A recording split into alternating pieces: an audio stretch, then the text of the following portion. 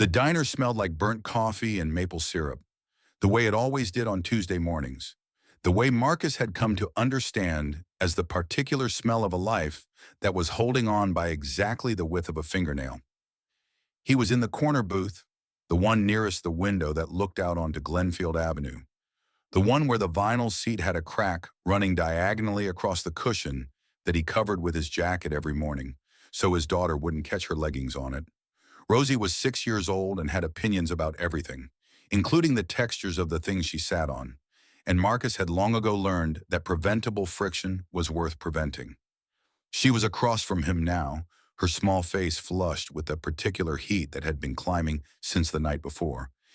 Her dark eyes glassy in the way that told him her body was working harder than it should have to. She had eaten half her pancakes and pushed the rest to the edge of the plate, with the listless disinterest of a child who was too tired to pretend she wasn't sick. Her hair, which Marcus had braided that morning in the two careful plaits he had learned to do from a YouTube video 3 years ago when her mother left, and he became the only person responsible for all of it, was slightly damp at the roots from the low-grade fever that had been burning in her since sometime around midnight.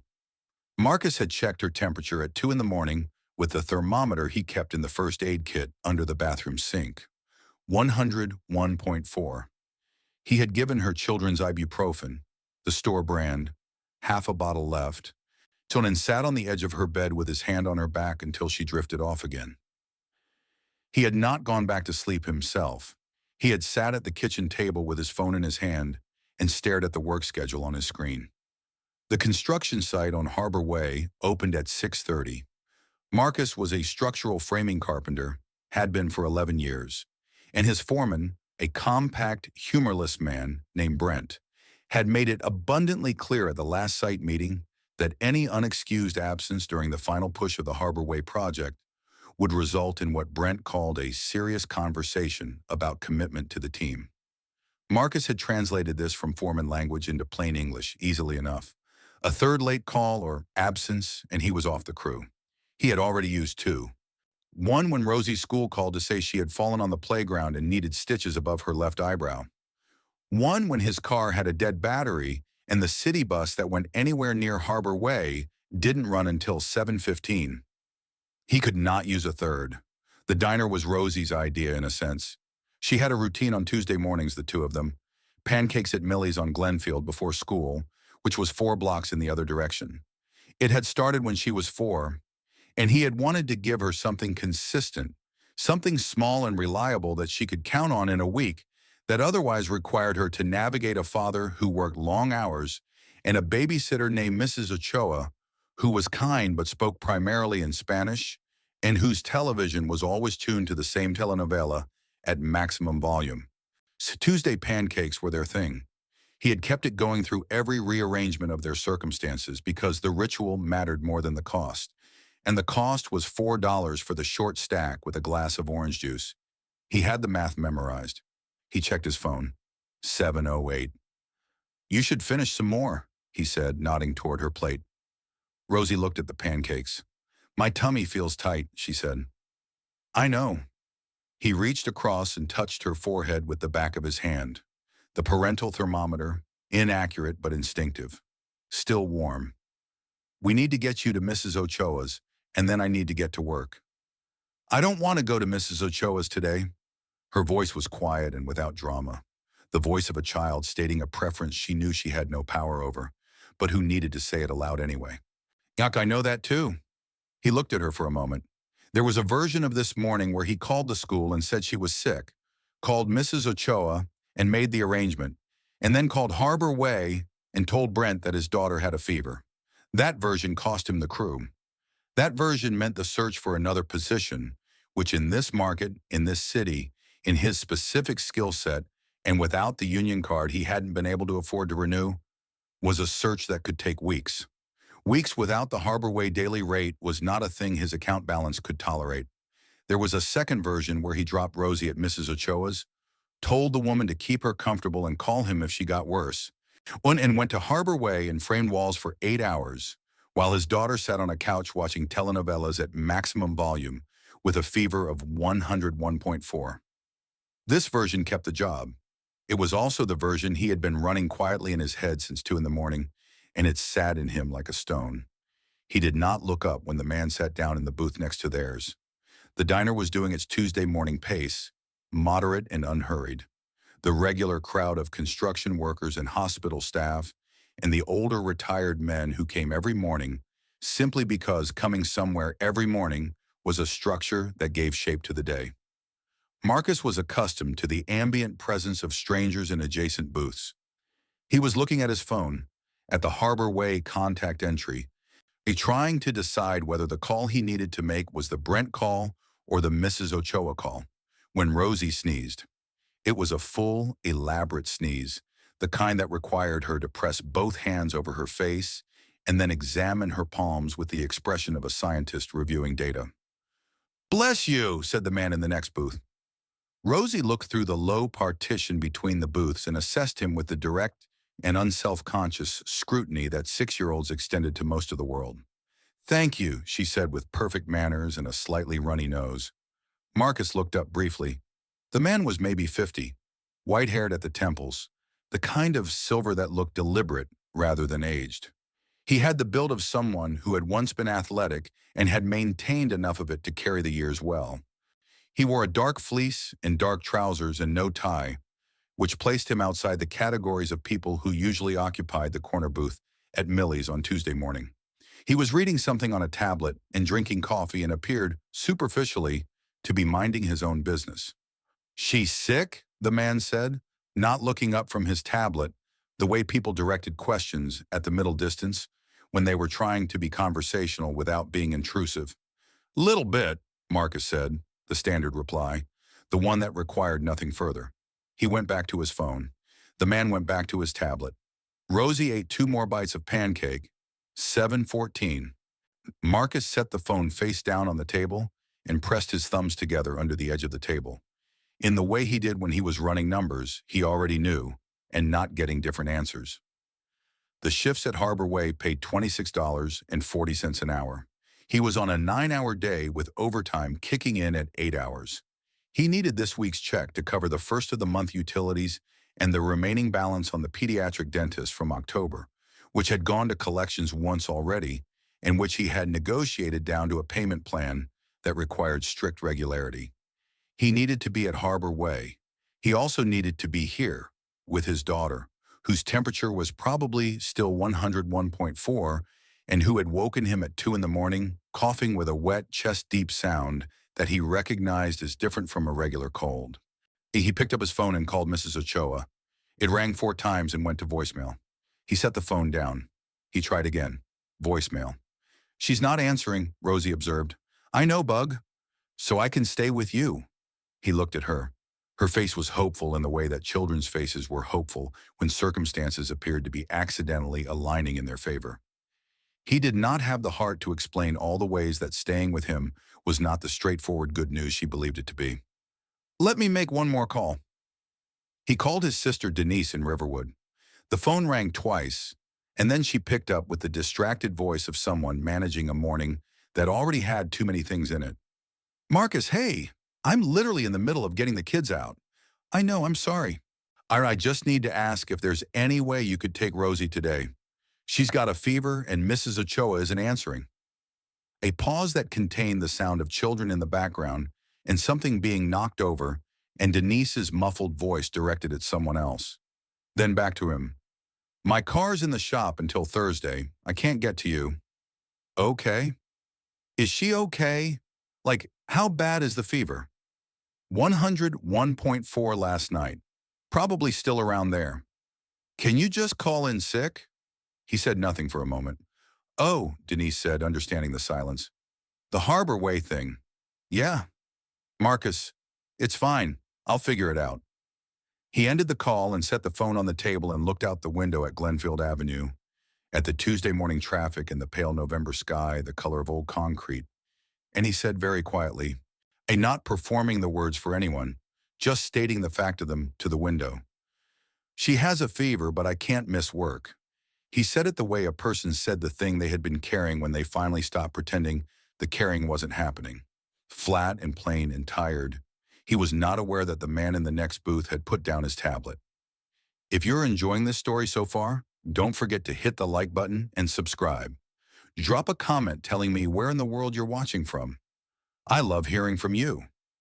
His name was Marcus Webb, and the facts of his life were neither remarkable nor dramatic in the way that people expected hardship to be. There was no single catastrophic event, no moment of sudden ruin.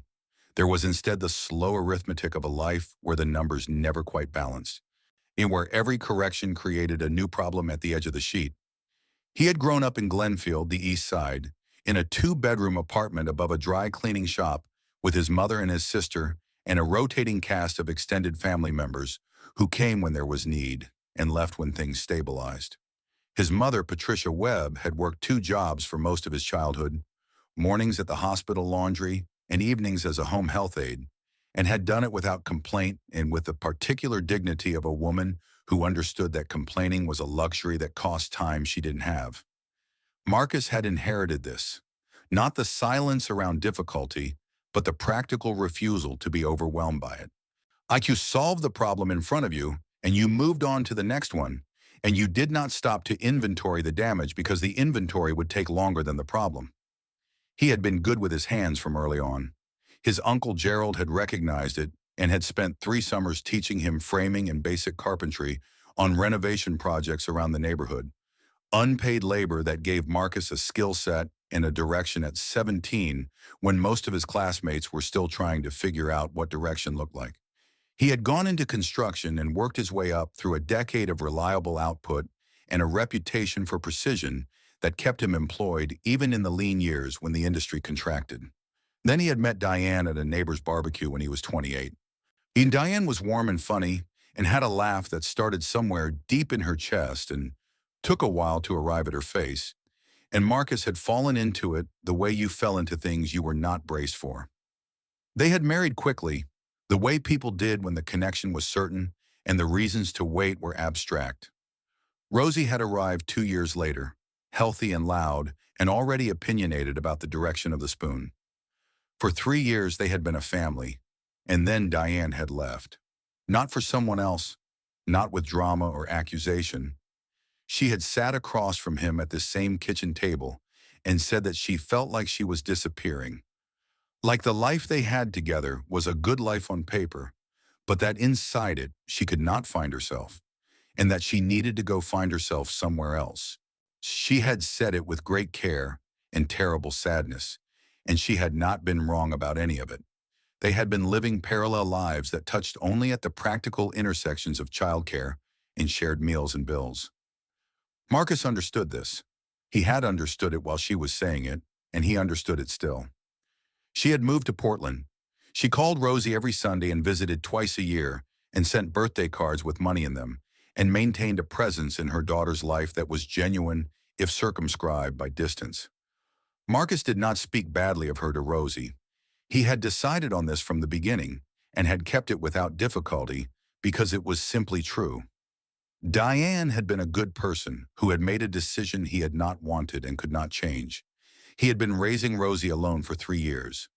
He was 34 years old, and the arithmetic of their life was a thing he understood in granular detail. The Harbor Way weekly rate, the rent on the apartment on Glenfield, the gas, the groceries, the Mrs. Ochoa fee, the school supplies, the children's ibuprofen, the pediatric dental payment plan, the car insurance, the union renewal he kept moving to next month. He knew all the numbers. He knew them the way you knew the rules of a game you had been playing long enough to understand exactly how much margin existed between staying in and going out. The margin was not large. He refilled Rosie's orange juice from the small metal pitcher on the table and watched her drink it with the careful satisfaction of a child accepting something uncomplicated. "Daddy," she said. "Yeah. If I go to Mrs. Ochoa's and she's not there, where do I go?" "She'll be there. She just wasn't answering her phone. But if she's not," he looked at his daughter, at the direct, practical quality of the question, which was so entirely her. Rosie did not spiral. She identified the specific failure mode and asked about the protocol for it. She was 6 years old and she had already understood that contingency planning was a life skill. "Then I come get you," he said. I will always come get you. She seemed satisfied with this. She returned to her orange juice. Marcus picked up his phone. He was going to call Brent. He was going to explain about the fever and the backup care falling through, and he was going to take the hit and hope that the goodwill he had accumulated on Harbor Way was enough to survive a third call-in. It was not a plan he believed in. Oh, but it was the plan he could live with. Excuse me. Marcus looked up. The man from the next booth was standing at the edge of the table. He had set his tablet face down on his own table, and he was looking at Marcus with a quality of attention that was direct without being invasive, the way people looked at something they had decided to take seriously. I apologize for intruding, the man said. I wasn't trying to eavesdrop, but in a diner this size on a quiet morning, he let the sentence finish itself with a small, honest gesture. I heard what you said, and I heard the calls. Marcus felt the familiar arrangement of his face that he used when he was preparing to decline something. The polite but firm dismissal, and the thanks but no thanks that had kept his dignity intact through 3 years of well-meaning people trying to help in ways that required more from him than the help was worth. I appreciate it, he started. I'm not offering you money, the man said, reading the arrangement of his face with a precision that was startling. I'm asking if I can sit down for 4 minutes. A pause. Marcus looked at Rosie, who was watching the man with her careful, cataloging attention. He has nice shoes, she observed quietly. Marcus almost smiled despite himself. He gestured at the seat across from him. The man sat down. He extended his hand. James Calloway. Marcus shook it. Marcus Webb. And this is Rosie. Hello, Rosie. James looked at her directly, not with the diminishing brightness adults sometimes aimed at children, but with the same straightforward attention he had extended to Marcus. How are you feeling? My tummy was tight, Rosie said, but the orange juice helped some. That's useful information, James said seriously. He looked at Marcus. How long has she had the fever? Since last night, 101.4 at 2 in the morning. Has it come down since you gave her ibuprofen? Probably, he paused. I don't know for certain. I don't have the thermometer with me. James was quiet for a moment. He looked at Rosie's color, at the slight flush along her cheekbones, at the way she breathed. The cough I heard, is it new? Started last night. It sounds deeper than a regular cold. James nodded once, the nod of a person filing information, not performing concern. He was quiet for a moment that was not uncomfortable, with a kind of quiet that contained genuine thought rather than the absence of it. I have a question, he said finally, and you can tell me it's none of my business, and I will finish my coffee, and you'll never see me again. Marcus said nothing, which was its own kind of answer. The job you're trying to decide about, James said. Construction from the sound of it. What happens if you don't show today? Marcus looked at him.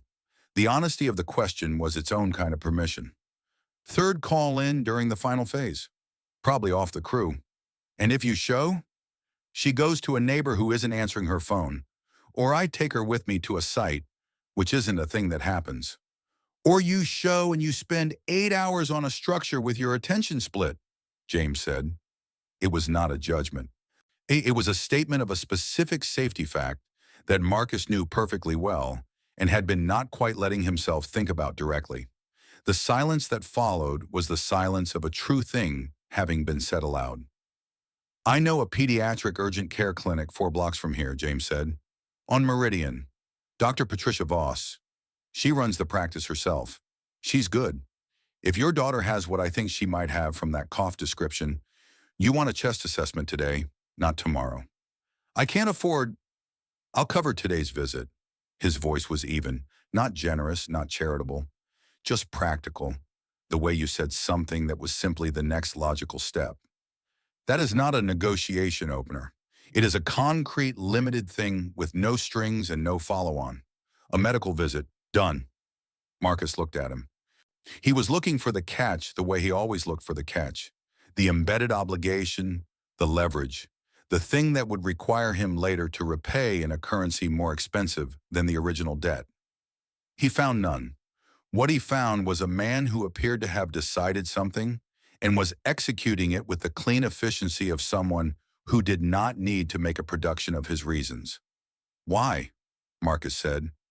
James looked at him for a moment. Then he looked at Rosie.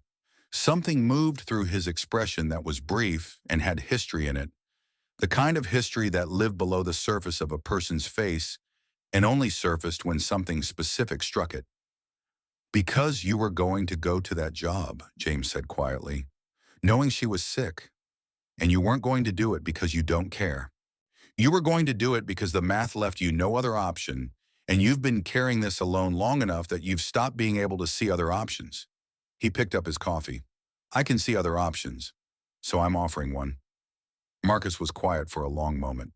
Rosie had put down her orange juice and was watching the two of them with the total absorption of a child attending to something important. All right, Marcus said. The word came out with a plainness that contained a great deal he wasn't saying yet.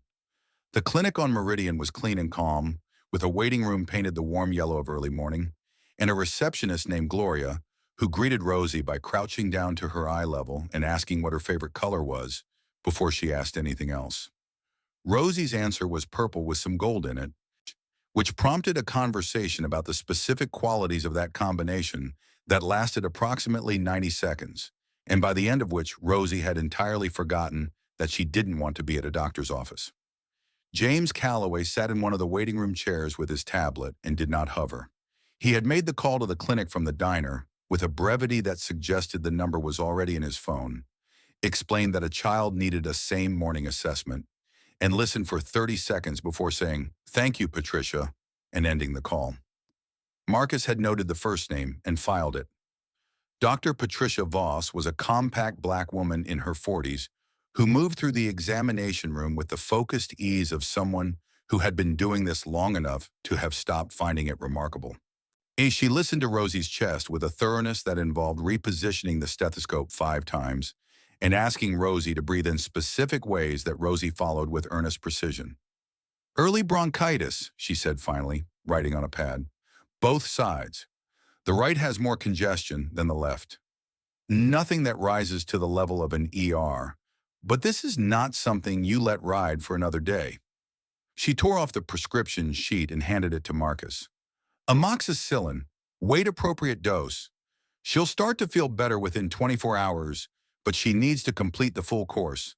Saline rinse twice a day, lots of fluid. She shouldn't be out in cold air until this breaks." She looked at Rosie, Sean, who was sitting on the examination table with her paper cover making small exploratory crinkle sounds every time she shifted position. "You're going to feel better by Thursday," Dr. Voss told her. Rosie considered this. "What if I feel better Wednesday? Then Thursday will be even better." Rosie seemed to find this logical. In the waiting room, Marcus filled out the insurance section of the paperwork with the particular economy of a person who had done this many times and had nothing in the relevant boxes that made any of it easier. James was standing at the window, looking at Meridian Street, his tablet tucked under his arm. "She's got bronchitis," Marcus said. "Early stage. Antibiotics." James turned from the window. "I know Patricia. She's excellent." "She is." Marcus held the prescription. "Thank you. Much for this." James looked at him with the straightforward attention that Marcus had been trying to decode for the past hour. "Where's your backup care usually?" "Mrs. Ochoa. She lives 1 floor up. She watches Rosie most days, when school ends early or when I have a longer shift. And today she's not answering." "No." James was quiet for a moment. He seemed to be running some internal calculation with the same systematic competence he brought to everything else. "What time does your shift start?" "It started at 6:30. "Ah." A pause. "Have you called them yet?" "No." Marcus looked at the prescription. "I'm going to have to." He stepped to the far end of the waiting room and called Brent. The call lasted 3 minutes. Brent's voice was the voice of a man who had expected this and whose patience for it had been predetermined to be limited. Marcus kept his own voice level and provided the facts without embellishment.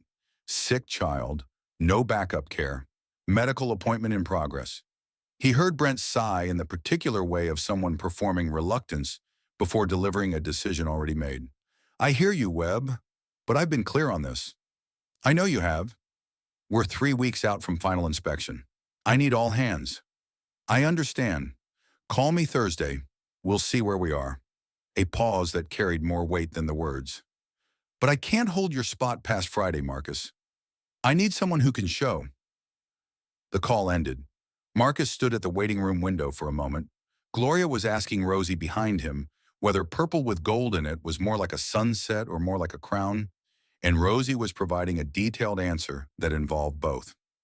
Outside on Meridian, the Tuesday morning moved along with perfect indifference to the specific weight of what had just happened. A delivery truck double parked. Two women walked a dog. The light changed at the corner. He turned around. James was watching him with the patient expression of a man who had understood the outcome of that call before Marcus had walked to the far end of the room. Crew, James said. Until Friday officially. After that, Marcus let it finish itself. James looked at him for a long moment. Then he said, "Come have coffee with me when Patricia's done with the paperwork. There's something I want to talk to you about." Marcus looked at him. He was doing the calculation again. The search for the angle, the catch, the embedded cost. He was good at this calculation. He had been running it for a long time. And he was finding the same thing he had found in the diner, which was nothing he could identify as threat. What he found instead, again, was a man who appeared to have noticed something and decided to act on it with the practical directness of someone who did not see the point in pretending he hadn't noticed. Rosie appeared at Marcus's elbow, her prescription forms clutched in one hand. "Gloria says the pharmacy 3 blocks down can fill this in 20 minutes, she announced. "Does she?" "She called ahead." Rosie looked at James. "Are you coming for coffee?" James looked at her, and the thing that crossed his expression was brief and had that same history in it that Marcus had seen at the diner. "If your father will have me," he said. Rosie turned to Marcus with the expectant patience of a child awaiting the obviously correct answer. "Oh, all right," Marcus said. For the second time that morning, the coffee shop was 3 doors from the pharmacy, a small place with exposed brick and a row of stools along the front window, and the smell of very good coffee. James ordered 2 blacks without consulting the menu, and a hot chocolate with whipped cream for Rosie without asking, because Rosie had been in the process of noticing the hot chocolate being made for someone else at the adjacent table, and reading this had taken James approximately 1 second. Rosie received the hot chocolate with the dignity of a person for whom the correct outcome had arrived. They sat at the window counter, the 3 of them. Outside, Tuesday moved along. The pharmacy sign 3 doors down had its red neon cross illuminated even in the daylight. "Tell me about the work," James said. "What? Before Harbor Way? What's your full background?" Marcus looked at him sideways. "Why?" "Because I'm going to ask you something in a few minutes, and I want it to be based on actual information rather than an impression I formed in a diner booth." It was such an honest answer that Marcus found himself answering. He told him. 11 years in structural framing, the last 4 doing predominantly commercial work. His uncle Gerald and the 3 summers of unpaid renovation work that had given him the foundational vocabulary. His certification through the trade program at Glenfield Technical College.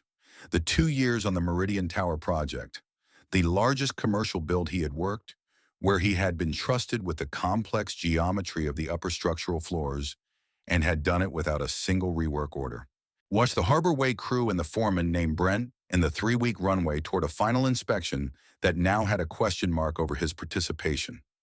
James listened to all of it without comment, his coffee held in both hands, his eyes on the street in front of them or on Rosie, who was engaged in the architectural project of making the whipped cream last as long as possible through a strategy of strategic small sips.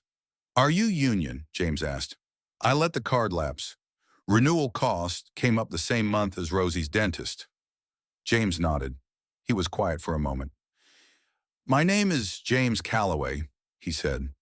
He said it differently than he had in the diner, with a slightly different weight, as though the name meant something in this context that it hadn't meant over introductions. "Calloway Development Group. We're headquartered 2 miles from here. We do commercial and mixed-use construction, primarily mid-sized projects, 8 buildings currently in various stages. We employ approximately 240 people across those sites." Marcus was very still. My site superintendent at the Ellery Street mixed-use build is leaving in 6 weeks, James said. Family relocation, nothing we could prevent. I've been managing the search for 3 weeks without finding what I need. He picked up his coffee. I need someone with structural framing depth, commercial experience, and the kind of precision orientation you just described without knowing you were describing it. Marcus looked at him. He was processing the distance between the conversation he had expected to be having and the one he was having. Well, you heard 2 phone calls and a sentence I said to a window, he said carefully. I heard a man solve 4 problems before 7:30 in the morning without asking for help, and then say the thing he was carrying aloud once, to no one, because he needed to say it somewhere. James looked at him directly. I run buildings. I know what precision looks like. I know what structural integrity looks like. It looks the same in people as it does in framing. Rosie had finished the whipped cream and was now examining the bottom of the mug for residual inventory. James slid a business card across the counter. White, minimal, just the name, and a phone number. This is not an offer, he said. I don't make offers to people I met 40 minutes ago over a diner partition. This is an invitation to come in and talk. See the Ellery Street site. Meet my team. If it goes nowhere, you've lost an afternoon. He paused. But if your read of me is anything close to my read of you, I don't think it goes nowhere. Marcus looked at the card for a long moment. He was looking at it the way he had looked at James in the waiting room, searching for the catch, finding the same absence. He picked it up. Thursday, he said. If the morning works. Thursday morning works, James said. Bring her if you need to. He nodded at Rosie. We have a conference room that has seen worse. Rosie looked up from the mug. I'm very well behaved in conference rooms, she said. James looked at her with that brief, history-carrying expression. I believe you completely, he said. Marcus folded the card and put it in his jacket pocket. He wrapped both hands around his coffee and looked out at Meridian Street. The pharmacy neon was still going. The prescription would be ready in 20 minutes. By noon, Rosie would have her first dose of amoxicillin and would be settled on the couch with Mrs. Ochoa, who had called back at 9:45 to explain she'd been in the shower and had seen the missed calls and was terribly sorry and absolutely available. The day had rearranged itself into something he hadn't planned.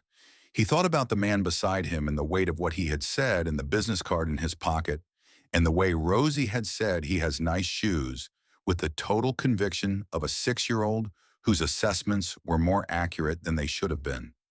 He thought about the sentence he had said to the window. She has a fever, but I can't miss work. He had said it to no one, and someone had heard it. The November light came through the coffee shop window at a low sideways angle that turned the whole street the color of something beginning. Marcus did not yet know what was beginning, but something in him, some quiet instrument he had stopped consulting, was registering a change in the air. He finished his coffee. He would find out on Thursday. Thursday arrived the way significant days sometimes did, without any visible difference from the days around it. The sky was the same pale November gray. The radiator in Marcus's apartment made the same clanking announcement at 6:15. Rosie woke up at her usual time and came to the kitchen door in her pajamas and stood there in the slightly bewildered way she always stood for the first few minutes of the morning, as if she were reacquainting herself with the fact of being awake. But her color was better. The flush was gone. She had eaten a full breakfast the night before and had slept without the restless turning that had kept Marcus listening through the wall for 2 nights running. Dr. Voss had said 24 hours, and she had been precise, because by Wednesday evening, Rosie had announced at dinner that her tummy was not tight anymore, and had proceeded to eat 1.5 portions of the pasta Marcus had made, and then asked for orange juice with the appetite of someone reclaiming lost ground. You look better, Marcus said. Rosie sat down at the kitchen table and considered this. I feel like myself, she said, which was not a thing she had said before, but which was entirely the right way to say it. Marcus made her oatmeal with the brown sugar, the way she liked it, and sat across from her with his coffee and looked at the business card he had propped against the salt shaker 2 days ago and had been looking at in the same way, from the same angle, at every meal since. James Calloway, Calloway Development Group, a phone number. He had done what any reasonable person would do. He had looked it up. The search results had required approximately 4 seconds to deliver a profile that reorganized everything he thought he understood about the Tuesday morning in the diner. Calloway Development Group was not a small operation. It was a regional construction and development company that had been building mid-sized commercial and mixed-use projects across the metro area for 22 years. The portfolio included 14 completed buildings, the 8 active projects, and a development pipeline that the business press had estimated at somewhere north of $140 million across the next 3 years. James Calloway had founded it at 30 years old with a single renovation contract and a reputation for delivering on schedule when everyone around him was running late. The company profile on their website was spare and professional, a single photograph.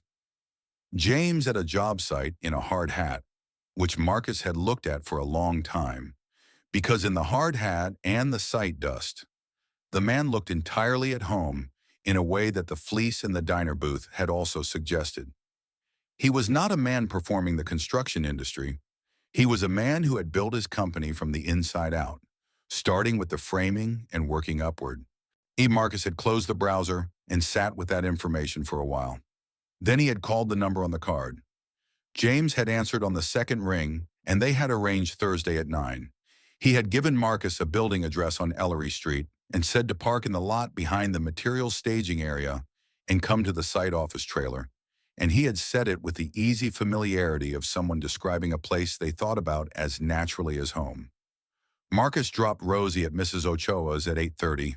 Mrs. Ochoa, operating at full volume as always, had exclaimed over Rosie's improved color and ushered her inside with the warmth of someone who had been quietly worried and was expressing relief through enthusiasm.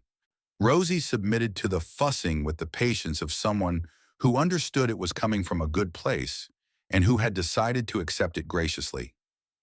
"Be good," Marcus told her at the door. "I'm always good," she said, which was largely true. The Ellery Street site was a 6-story mixed-use build, 4 floors of commercial office above 2 floors of ground-level retail, about 30,000 square feet in total. Marcus could read a construction site the way he could read a room, from the quality of the staging to the organization of the materials to the pace at which the crew moved. He stood at the edge of the lot for a moment before going to the trailer and read what he saw. It was a well-run site. The materials were staged in organized bays with clear labeling. The safety netting was fresh and properly tensioned.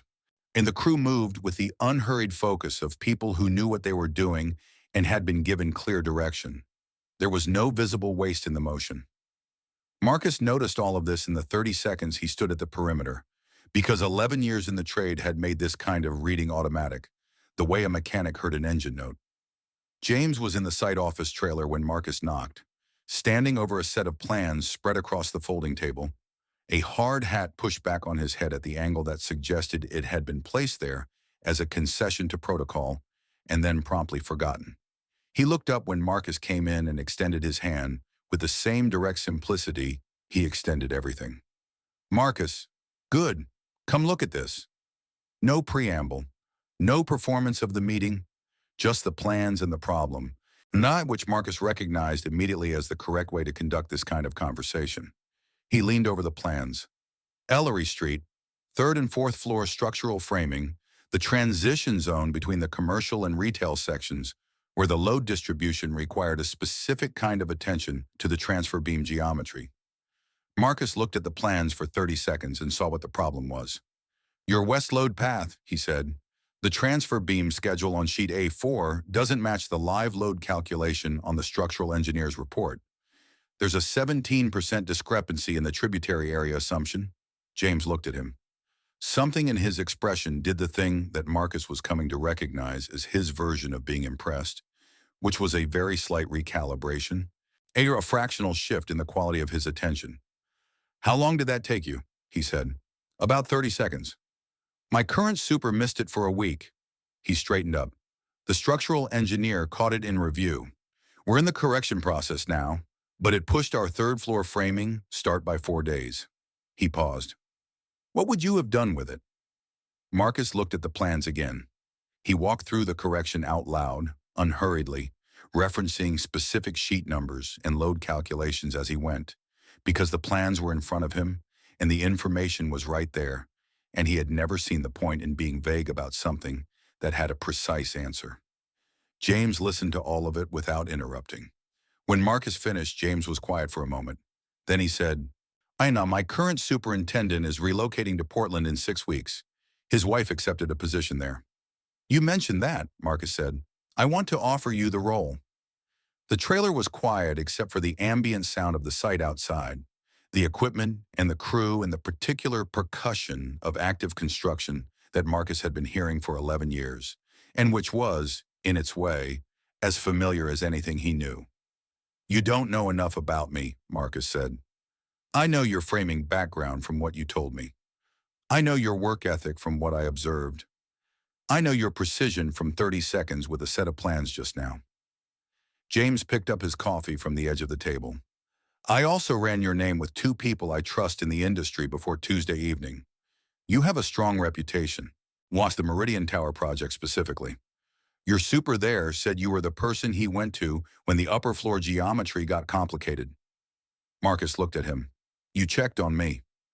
"Of course I did. I don't offer people positions based on diner impressions. I offer them based on verified information." James said it without apology. "But I start by trusting my instincts about people, and then I verify, not the other way around." Marcus looked at the plans. He looked at them for a long moment because looking at the plans gave him somewhere to put his eyes while he processed what was happening in the trailer. "What does the role pay?" he said. James told him. It was a weekly figure. Marcus did the annual arithmetic without needing a calculator and arrived at a number that was nearly double his Harborway daily rate compounded across a full year. It was also, he noted with the specific precision of a man who knew his numbers, enough to cover the union renewal and the dental payment plan simultaneously and still have margin left at the end of the month. He was quiet for a moment.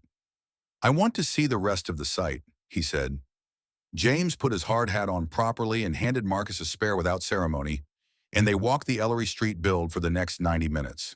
What Marcus saw in those 90 minutes told him more than any conversation could have.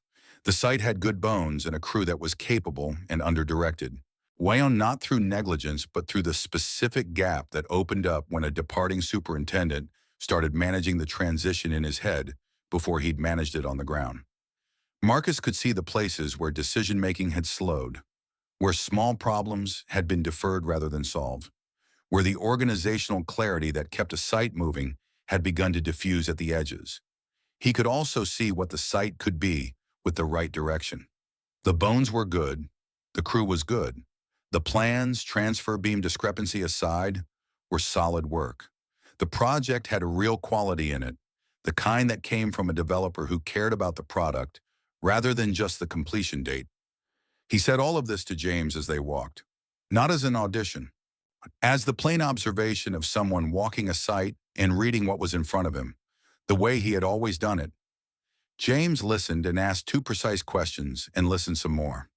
At the end of the walk, they stood at the edge of the 4th-floor framing deck in the open air, the city spread around them at that particular construction site height, where you were above the street noise but below the sky, in the specific register of being somewhere in the middle of a thing being built. "I want the job," Marcus said. James looked at him. "Good. Can you start Monday?" "Harbor Way runs through Friday at minimum. Then Monday." Marcus looked at the city from the 4th floor of a building that was going to be something. "What happened to the other candidates?" he said. "The 3 weeks of searching you mentioned." James picked up a piece of scrap lumber from the deck, turned it over in his hands and set it back down. "2 of them were qualified. One of them was better on paper than you." "So why?" "Because I can read a site and I can read a resume," James said. "I've been doing both for 22 years. And when I sat down in that booth and listened to you run a problem in real time, under real pressure, with a sick child across from you and a crew deadline on one side and a medical bill situation on the other, I watched how you processed it." He looked at Marcus. "You didn't catastrophize. You didn't collapse. You ranked the variables by actual priority. You worked each one, and when you ran out of options, you said the true thing out loud and started over." Why, that's how you run a site. Marcus said nothing for a moment. You were watching all of that, he said. I'm always watching, James said simply. It's the only way I know how to run a company. They shook hands on the fourth floor of the Ellery Street build, with the city below them and the November sky above, and the sounds of the crew working on the floors beneath. It was a solid handshake, the kind that meant something. If you're hooked on this story, make sure to subscribe and turn on notifications so you never miss an upload. Your support means everything and helps me bring you more emotional stories like this one. Marcus started at Calloway Development Group on Monday morning. He gave Harbor Way the proper notice through the weekend, which Brent received with the mixture of relief and irritation that departed employees typically generated in foremen who were behind schedule, and which Marcus met with the professional courtesy he extended to all endings that were simply endings and nothing more. The first week at Ellery Street was a process of learning the site the way you learned any complex system, by moving through it methodically, by talking to the crew and listening more than he spoke, by finding the specific places where the flow had snagged and addressing them in order of actual consequence rather than apparent urgency. He was good at it. He had always been good at it. But there was a difference between being good at a thing while operating within the constraints of someone else's direction and being good at a thing with the authority and the latitude to do it correctly. The second version was different in a way that was not about ego. It was about the specific satisfaction of a person whose abilities had finally been matched to a situation that could use all of them. By Wednesday of the first week, the third floor framing schedule was back on track. By Friday, 2 of the crew members who had been quietly stuck on a load distribution question for 3 days had the answer, delivered at the framing deck with a set of plans and enough explanation for them to understand not just the solution, but the reasoning, because Marcus had learned early that a crew that understood the reasoning made better decisions on their own. James was on site every Tuesday and Thursday. He moved through the build with the ease of someone who had been in construction long enough to feel it rather than read it, checking things without hovering, asking questions that were always precise, and trusting Marcus's answers in a way that was not passive but active. The trust of a person who had made an informed decision and was standing behind it. On the second Thursday, James stopped at the fourth floor framing deck where Marcus was reviewing the corrected transfer beam installation. "How's Rosie?" he asked. Marcus looked up. It was the first time James had asked. The question was asked the way he asked everything, directly and without embellishment, and it landed with a warmth that its plainness did not diminish. "Fully recovered, Marcus said. She finished the antibiotics Saturday. She went back to school Monday and informed her teacher that she had been very sick and was now very well, and that these were both important pieces of information." James made the sound Marcus had begun to identify as the sound he made when something landed with him that he had decided not to fully express. "She does that," Marcus said. "Presents information like a briefing. Smart child." "She is." A pause. "She asked about you, actually." James looked up from the transfer beam drawing. "She asked if the man from the coffee shop was my boss now," Marcus said. "I told her something like that. She said that made sense because he seemed like someone who was used to solving things." Marcus looked at him. "Oh, she's 6. Something moved through James's expression. The history-carrying thing. The one Marcus had been trying to read since Tuesday morning at Millie's. It surfaced and held for a moment longer than it usually did, and then James looked back at the plans. "She's right," he said quietly. On the third week, Marcus came into the site office to find James on a phone call, standing with his back to the door and his hand pressed flat against the trailer wall, the way people stood when they were bracing against something the phone call was delivering. His voice was even and controlled, the voice of a person who had long experience managing their response to difficult things in professional settings. Marcus set down his plans and turned to leave. James held up one hand without looking, the gesture of someone saying, "Wait, not yet, stay." When the call ended, James set the phone down on the table and stood with his hand still pressed to the wall for a moment. Then he turned around. "My son," he said. His voice had lost its usual economy, not collapsed but looser, the structure of it slightly compromised by whatever the phone call had just delivered. "He's 17. He lives with his mother in Evanston.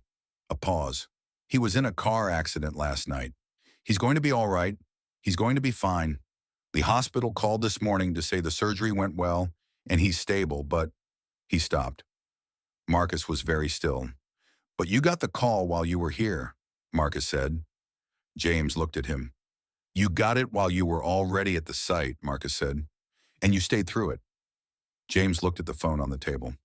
Something in his face had the particular quality of a person confronting a pattern they had been inside for so long they had stopped seeing it as a pattern. His name is Owen, he said. He plays basketball. He has his mother's sense of humor and her eye for people, which is better than mine. He paused. He's been in Evanston for 4 years. I see him every other weekend when the schedule holds. I've missed. He stopped again. More than I should have. The trailer was quiet. Outside, the site went on with its Tuesday sounds. He's going to be all right, Marcus said. Go. James looked at him. I know the site, Marcus said. I know what's on for today. Go to Evanston. James picked up his phone. He picked up his jacket. He looked at Marcus for a moment with an expression that was grateful and also something else. Something that was looking at its own reflection unexpectedly and finding the angle unflattering. I'll be back Thursday, he said. Whenever, Marcus said. The site will be here. James left. Marcus heard his car start in the lot behind the staging area and pull out onto Ellery Street. He stood in the empty trailer for a moment, looking at the plans on the table, at the coffee James had left and which was still sending up a thin thread of steam.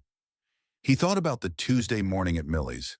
He thought about a man who had heard a sentence said to a window and had come around the booth partition and sat down. He thought about the particular quality of attention that James brought to everything. The watching, the reading, the solving of the problem in front of him with clean, untheatrical efficiency. He thought about a 17-year-old boy in a hospital in Evanston. He thought about the phone call taken in the trailer while the day continued around it. He thought about every other weekend when the schedule held. He recognized the shape of that life. He had been inside a version of it himself, the version where the work filled the space that the person you loved most should have been filling, where the efficiency and the competence and the solving of problems became their own closed system, self-sustaining and self-justifying, and ultimately, if you were honest, incomplete. He picked up James's coffee and poured it into his own cup to keep it warm on the table, which was a small and pointless gesture since James was already gone, but which he did anyway. Then he went back to the framing deck to manage Thursday. James came back Friday instead of Thursday. He came in the morning before the crew arrived and found Marcus on the 4th floor with the revised load distribution drawings, which were finished and correct and ready for the structural engineer's sign-off. How is he? Marcus asked. Better than expected. Broken collarbone, 2 fractured ribs, a concussion. He scared everyone thoroughly. James looked at the drawings. I stayed 2 nights. Good. He wanted to talk, James said. Owen, he wanted to have a conversation that I think he had been wanting to have for a long time, and the hospital is one of those places where the usual reasons not to have it didn't seem adequate anymore. He paused. He told me he had stopped expecting me on the days when the schedule said I was coming, that he had recalibrated his expectations down to where disappointment was no longer possible. Marcus said nothing. He let the words sit where they needed to sit. He said it without anger, James said, which was worse. Kids do that, Marcus said after a moment. When they love you and they've been disappointed enough times, they protect themselves from the disappointment by lowering what they expect. And then when you show up, the surprise of it is more painful than the absence was. James looked at him. Rosie did it after Diane left, Marcus said. She stopped running to the door when her mother called, not because she didn't want to hear from her, because wanting and then not getting was harder than not wanting. James was quiet for a long moment. How did you fix it? I didn't fix it. I showed up. Consistently. She started expecting me again, and that meant she started being disappointed when things didn't work, which was actually an improvement. Disappointment means they believe you might come. Acceptance means they've stopped believing. James looked out at the city from the 4th floor. The November morning was cold and clear, the kind of day where the air had an edge that was not unpleasant, that sharpened the outlines of things. "I'm going to Evanston tomorrow," he said. "Not because the schedule says it, just because." "Good," Marcus said. James picked up the load distribution drawings and looked at them. He looked at them with the focused attention of a person who was very good at reading technical documents and who was also using the act of reading to reassemble something internal that had been rearranged by the last 48 hours. These are good," Titty said. "They're right," Marcus said. "There's a difference." James looked at him, and for a moment the expression on his face was not the careful, constructed competence of a man who ran a company. It was something underneath that, something that had been there since Tuesday morning in the diner, something that the trailer phone call and the Evanston hospital and a conversation with his son had brought closer to the surface. It was the expression of a person who had been operating alone for a long time and who was beginning to understand, with some difficulty, what that had cost. The weeks moved forward with the particular momentum of a project that has found its rhythm. Ellery Street came together in the specific way that a good build came together, not without problems, but with problems solved at the level they occurred, without escalation, without the accumulated residue of deferred decisions that made late-stage projects collapse into chaos. Marcus ran the site with the quiet authority of someone who had found the thing he was built for. The crew responded to him the way crews responded to the specific combination of competence and respect that was rarer than either quality alone. He knew their names. He knew their specific skills and the particular ways they worked best, and the places where each of them needed support without needing to be told. He had learned all of this not through any formal process, but through the simple discipline of paying attention, of watching the way the crew moved through the work and reading what the work required of each of them. When Rosie came to the site on a Saturday in the third week, because Mrs. Ochoa had a family event and Marcus had a materials delivery arriving that required supervision. He had called James to explain, and James had said bring her, as he had said in the coffee shop, with the same unconcerned practicality. Rosie wore her purple coat and stood at the edge of the staging area with the focused attention she brought to everything new, cataloging it with her eyes before she moved or spoke. "It's very tall," she said. 6 floors. "How do you know it won't fall over?" "That's what the calculations are for." He crouched beside her. "You see those beams running across the 3rd floor? Those carry the weight of everything above them and distribute it down to the foundation. If those are right, the building stays up." Rosie looked at the beams. "And you made sure they're right?" "I did." She looked at him with the expression of a child confirming something she already knew. "Good," she said. James arrived at 10 to review a change order with Marcus. He stopped when he saw Rosie standing at the edge of the lot, still in her purple coat, now engaged in an apparently serious examination of the aggregate composition of the gravel underfoot. He crossed the lot and crouched beside her. "Finding anything?" he said. Rosie held up a piece of gravel. "This one has quartz in it. My teacher says quartz is very old." "Your teacher is right. Most quartz is hundreds of millions of years old." Rosie looked at the piece of gravel with revised respect. "So this was here before the dinosaurs?" "Probably before most dinosaurs, yes." She considered this for a moment. Anna then placed it carefully in her coat pocket. "I'm going to keep this one," she said. She looked up at James. "Are you going to go see your son again soon?" James went very still. He looked at Marcus. Marcus shook his head slightly. He had not told her about Owen.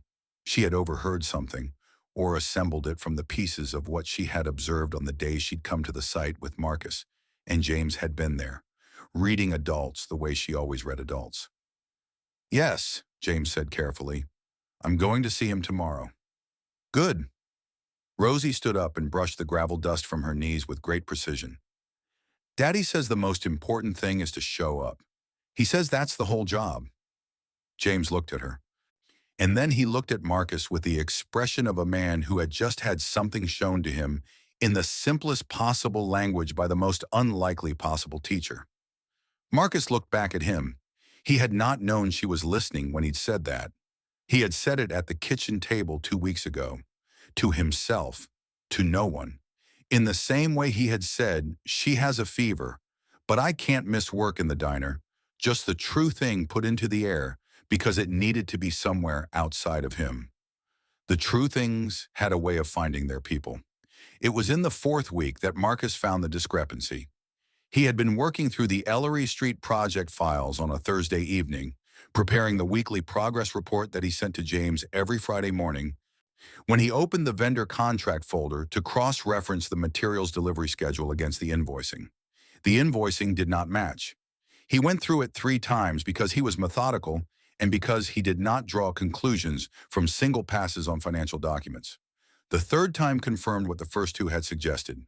A materials vendor called Anchor Supply had been billing Calloway Development for standard grade structural steel at premium grade pricing, a differential of approximately 18% per order. The discrepancy was small enough per invoice to be overlooked in a normal review, but had accumulated across the 14-week billing history of the Ellery Street project to a figure that made Marcus sit very still in the site office trailer at 7:30 on a Thursday evening. He checked the delivery receipts. The steel that had arrived on site was standard grade. He knew this from his own assessment of the materials, from the mill certificates in the delivery file, from the specifications cross-referenced against what he had physically overseen being installed. Standard grade billed as premium. He looked at the vendor contract. The contract was signed by his predecessor, the departing superintendent. It had been countersigned by someone in Calloway's procurement department whose name Marcus did not recognize. He sat with this for a long time.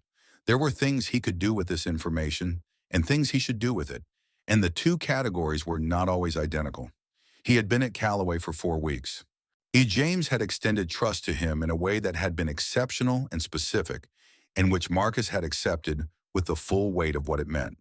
He had been given a position and a salary and a site to run based on a 30-second read of a transfer beam drawing and a handshake on a 4th floor, and the word of 2 industry contacts who had vouched for him. He owed James Calloway the truth about what he had found. He also did not yet know what the truth fully was. He did not know whether James was aware of the discrepancy or not. He did not know the chain of events that had led to it. He did not know whether the procurement contact whose name was on the counter signature was operating with authority or without it. He knew only what the numbers said. He knew the numbers were wrong. He knew he could not unsee them. He saved the analysis to a separate document, organized it by invoice date with the delivery receipts cross-referenced in a separate column, and attached the relevant contract pages. He wrote a summary paragraph that was factual and without accusation, and which stated plainly what he had found and what he had not yet been able to determine. He sat with his hand on the send button for a long time. He thought about Rosie at the kitchen table. He thought about what he had told her once when she had come home from school upset because she had told the teacher about another child breaking a rule, and the child had been angry with her afterward. "You tell the truth when you see it," he had said, "even when it's hard, especially when it's hard. That's not tattling. That's being the kind of person you want to be." He pressed send. The reply came at 11:15 that night. He was awake, not waiting for it, but awake anyway in the way he was awake when something unresolved was living in the apartment with him. James's message was brief. 3 sentences. "Thank you for sending this tonight. I need to look at the full contract file and the procurement history before I can speak to it properly. Can you come in early tomorrow?" No question mark. The punctuation of a man issuing a request he expected to be met. Marcus typed back. 7 o'clock. He set the phone down on the nightstand. He lay in the dark and looked at the ceiling and thought about the Ellery Street trailer and the transfer beam discrepancy and the conversation on the 4th floor and Owen in the hospital in Evanston and Rosie with the piece of quartz in her pocket and the way James had looked at her when she had said the most important thing is to show up. He thought about the business card that had been propped against the salt shaker for 2 days and which was now in his wallet behind his library card. He had been certain when he had first seen James Calloway's company profile that the distance between Tuesday morning at Millie's and the reality of what James Calloway actually was in the world was a distance that should have made him more cautious, should have made him look harder for the catch, for the thing embedded in the sequence of events that would eventually require more from him than he had bargained for. He was still not finding the catch. What he had found instead, over 4 weeks of working beside this man, was someone who ran things well and cared about running them well, and who had, in the specific and private corner of his life that had nothing to do with his company, been making the same error that Marcus had been trying to correct in himself for 3 years. The error of the closed system, the work filling the space, the efficiency becoming its own justification. He had recognized it because he knew it from the inside. He had sent the invoice discrepancy because he was the kind of person who sent the invoice discrepancy. That was simply what you did when you had been trusted with a site and you found something wrong on it. You said so. He closed his eyes. Friday morning came cold and clear again. He was at the trailer at 5 to 7. James was already there. The site office had the anchor supply files spread across the table when Marcus arrived. James had clearly been in earlier than 7. The invoice stack was organized and annotated in the margins in James's precise handwriting. The mill certificates were pulled and set aside, and the procurement contract was open on the table, with specific clauses highlighted. James looked up when Marcus came in. His expression had the particular quality of a person who had spent the preceding hours doing something difficult and thorough and had arrived at a clarity that had not been comfortable to reach. "Now sit down," he said. Marcus sat. "The procurement contact on this contract is a man named Patrick Soules," James said. "He was in our purchasing department for 6 years. He left the company 8 weeks ago, which is why you didn't recognize the name. His departure was characterized internally as a resignation for personal reasons." He paused. It was not. Marcus waited. He was asked to leave following an internal review that found irregularities in 3 vendor relationships. The review was incomplete at the time of his departure, and the anchor supply contract was not on the original irregularity list because it had not yet been flagged. James looked at the invoice stack. "You found what our internal review missed." He said this with the directness of a man who had decided honesty was more useful than the management of impressions. "The steel on site is standard grade," Marcus said. "I know, I had one of the structural engineers do a spot assessment at 6 this morning. He confirmed it." James looked at him. "The billing differential across the Ellery Street invoices is $43,000. Across the full anchor supply relationship, which goes back 3 projects, it's substantially more. The accounting team has been on this since I forwarded your email at 11 last night." Marcus looked at the organized files. "You could have waited until Monday," James said. "You could have processed this over the weekend and come in quietly on Monday and framed it in whatever way was most comfortable. Most people would have." "I don't have a most comfortable way to frame it," Marcus said. "The numbers are what they are." James looked at him for a moment. Something in his expression was not gratitude exactly, or not only that. It was the expression of someone confirming a thing they had believed about a person and finding the belief was accurate, which was its own particular and rare feeling. "There's something else," James said. Marcus waited again. "Anchor Supply didn't set this up on their own," James said. "They needed an internal contact who could route the invoices past the normal review threshold. Patrick Soules was that contact. But Soules didn't get to the invoicing process without help from somewhere else." He paused. "The accounting team found a secondary approval signature on the premium grade billing submissions. It's been routing through a secondary channel I was not aware existed." He looked at Marcus. "Someone else in the company?" Marcus said. "Someone I trusted," James said. His voice had the flatness of something said past the point of active emotion. "Someone I brought in 12 years ago and have been trusting since without question." He picked up one of the invoices and set it back down. "The accounting team is putting together the full picture today. I'll know more by afternoon." Marcus looked at the files on the table, at the organized evidence of a thing that had been built over time with patient, deliberate care. The way fraud was always built in small increments that fell below the threshold of attention, accumulating into something significant only when someone looked at all of it together. He thought about the precision it took to hide something like this. And he thought about the precision it took to find it. He thought about 30 seconds with a set of plans. "What do you need from me?" he said. James looked at him. For a moment the trailer was quiet around them, With the cold November morning outside and the site beginning its day beyond the walls, the crew arriving, the equipment starting up, the persistent sounds of something being built. "I need you to run the site today like it's any other Friday," James said. "Because it is. The building doesn't care about the invoices." Marcus nodded. He picked up the fourth floor framing schedule from the corner of the table. "The building doesn't care about anything," he said. "That's why it needs people who do." He went back to the site. The name came through at 2:47 that Friday afternoon. James sent it in a message with no preamble, the way he delivered all information that had weight in it. 3 words, a name Marcus recognized. Derek Holt, to Senior Project Director. Marcus read it twice. He had met Derek Holt twice in 4 weeks. Once at the Ellery Street site on his first Tuesday, a broad-shouldered man in his mid-50s who had walked the 4th floor with the proprietary ease of someone who had been in a building long enough to feel ownership of it. He had shaken Marcus's hand with the particular firmness of someone establishing a hierarchy and had said to James, in Marcus's presence, that the new superintendent looked promising, but that it was early days yet. The second time had been at the Calloway offices, a Wednesday morning meeting Marcus had sat in on regarding the Ellery Street change order. However, Derek had run the meeting with the smooth efficiency of someone who had run 1,000 meetings and who understood that authority was most effective when it appeared effortless. He had been with Calloway Development Group for 12 years. James had said someone I trusted, and Marcus had heard the specific weight of 12 years in those 3 words. He called James. James answered on the first ring. "How much?" Marcus said.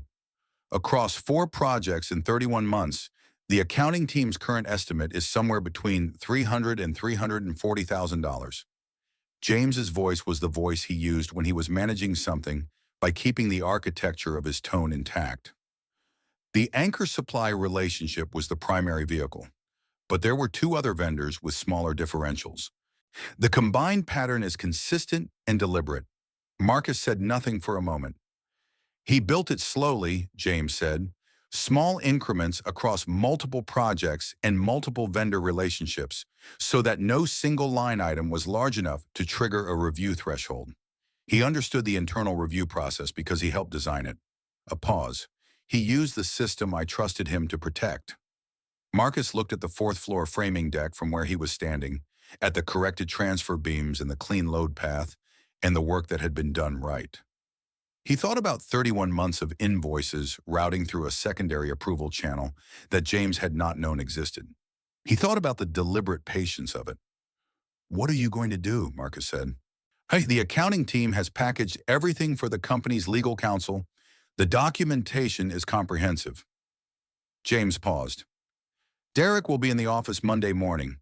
I am going to speak with him directly before legal takes over the process. That conversation belongs to me." Marcus understood this. Some things you could delegate and some things you could not, and a 12-year betrayal was in the category that could not. "And the projects," Marcus said, "the projects continue. The work continues. The buildings don't stop because the people inside the company are not what I believe them to be." A silence that held something in it Marcus had come to recognize as James, allowing himself to feel the weight of a thing before he set it aside and moved forward. And that's why the site needs a superintendent who knows what he's doing." Marcus looked at the city from the 4th floor. "I'll be there Monday," he said. The Monday conversation happened behind closed doors in James's corner office, and Marcus was not present for it and did not need to be.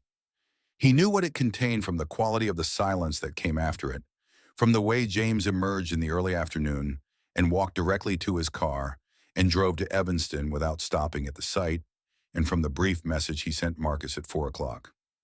"Done. Legal has everything. You have full site authority through end of build. I'll be back Wednesday." Marcus read it and put his phone in his pocket and went back to the framing deck. Derek Holt did not return to the Calloway offices after Monday morning. Marcus heard through the project manager, a woman named Sue Yon, who was precise and reliable, and who had been quietly skeptical of Derek for longer than she had said aloud to anyone, that he had left the building by 10 with no scheduled return on the calendar. The legal process moved forward with the methodical momentum of documented evidence in the hands of people who understood what to do with it. What Marcus noticed in the days that followed was something he had not expected to notice. James came back Wednesday as he had said. He came to the site in the morning and walked the build with Marcus and reviewed the framing progress and asked two precise questions and listened to the answers without distraction. And then at the end of the walk, he stood at the fourth floor edge in the November air and was quiet for a moment. "Horn, I hired Derek because he was competent," James said. "And I kept him because he was competent. And I never looked past the competence to see what the competence was covering." Marcus waited. "You found it in 4 weeks," James said, "because you were actually looking at the work, not performing the oversight of the work. Looking at it." He turned from the city view. "I stopped looking. At some point I decided that the systems I had built were sufficient, and that trusting them was the same as trusting the people inside them. It isn't." "No," Marcus said, "it isn't." James looked at him with the expression that had no construction in it. "I want to restructure the project director role," he said, "when this is resolved legally and the position needs to be rebuilt. I want someone whose first instinct is to look at the work. It's not to manage the appearance of looking at the work." Marcus said nothing. "I'm not offering you something you haven't earned," James said. "I'm describing what I've watched you do for 5 weeks and telling you what it's worth to this company." He looked at the framing deck. "I'm also telling you that whatever happened to put you in that diner booth on a Tuesday morning with your daughter and a crew deadline, in a medical situation, and exactly enough composure to solve all three before 8 o'clock, I'm glad it happened."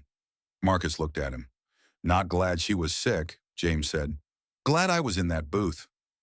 Marcus was quiet for a moment.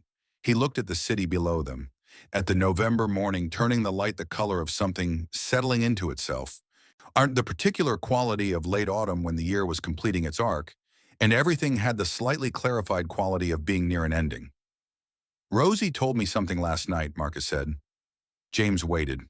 "She said she wants to be an engineer when she grows up. She said she wants to make sure buildings don't fall over." He paused. "She showed me the piece of quartz she took from the staging lot. She's keeping it on her windowsill." James made the sound that was his version of a laugh. Brief and real, the kind that arrived before he could decide whether to let it. "She's going to be extraordinary," he said. "She already is," Marcus said. They stood on the fourth floor in the cold for a moment longer. Below them, the Ellery Street crew moved through their morning with the focused, an unhurried purpose of people who knew what they were building and believed it was worth building. The steel was standard grade and correctly built and correctly installed and held the weight it was meant to hold. Everything above it would stand. Owen came to the site on a Saturday in December, 2 weeks before the Ellery Street project hit its final inspection milestone. He arrived with James in the morning, 17 years old and broad-shouldered like his father, his left arm still in a sling from the collarbone, moving with the slightly careful gait of someone whose body had recently reminded him it was not invincible. He stood at the edge of the staging lot and looked up at 6 floors of what had become, in the 2 months since Marcus had taken over the site direction, a building that was going to be exactly what the plans intended. "What Dad says you've been running this since October," Owen said to Marcus.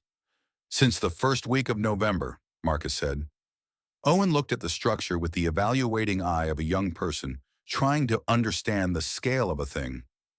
"It's big." "It's medium," Marcus said. 6 floors is medium. Come look at the 4th floor." They went up. Owen moved through the building with the careful curiosity of someone seeing the inside of a thing he had previously only known from the outside, which was most things at 17. James walked beside his son and said very little. He let Owen ask the questions and let Marcus answer them, and what he did instead of talking was stay close, his shoulder near his son's shoulder at every landing, present in the specific physical way of a parent who had understood recently that presence was not a metaphor. "Kian on the 4th floor." Owen looked at the transfer beams. "These carry everything above her," he said. "These and the columns below them," Marcus said. "The beams distribute the load across the floor system and transfer it down to the foundation. If these are right, the building stands for 100 years. Owen looked at the beams for a long moment. "How do you know they're right?" "You check the calculations. You check the materials, you check the installation, and then you check all three again. Marcus looked at him. You don't assume they're right because someone said they were right. You look at them yourself. Owen nodded slowly. He glanced at his father. James was looking at the transfer beams with the expression of a man hearing something in a building context that he was also hearing in another context entirely. Hidden and who was accepting both meanings without deflecting either one. Are you coming for Christmas? Owen said to James. Not as a question about the schedule, as a question about intention. Yes, James said. I'm coming for Christmas. He said it the way Marcus had told Rosie he would always come and get her, with the plainness of a thing that was simply true and did not need architecture around it. Owen looked at the city from the fourth floor. His face had the particular quality of a young person recalibrating their expectations upward, which was more cautious than recalibrating them downward, but also, in its own way, more difficult. It required believing again in something you had been protecting yourself from believing in. James put his hand briefly on his son's good shoulder. Owen did not move away. Marcus looked at the two of them and then looked at the city and thought about Rosie at Mrs. Ochoa's, probably watching television and eating crackers and conducting a detailed internal assessment of the programs being offered. He thought about Tuesday morning at Millie's and the sentence said to a window and the man who had come around the partition and sat down. He thought about what Rosie had said in the coffee shop, the total undefended certainty of it. He seems like someone who was used to solving things. She had been right. She was almost always right. The difference Marcus had come to understand, standing on the fourth floor of a building that was going to stand for 100 years, was that the things James Calloway had not known how to solve had nothing to do with buildings.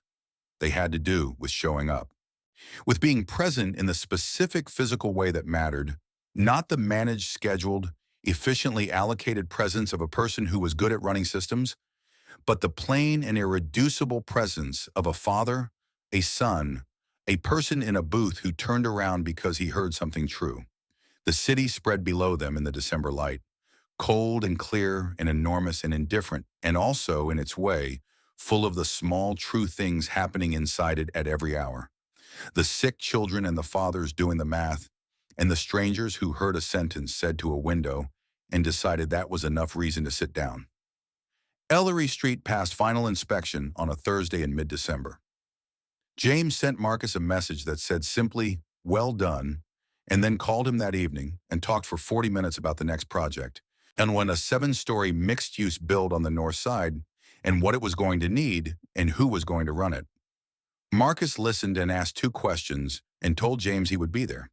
He hung up the phone and went to check on Rosie, who was asleep in her room with a piece of quartz from the staging lot on her windowsill, catching what light there was from the street below.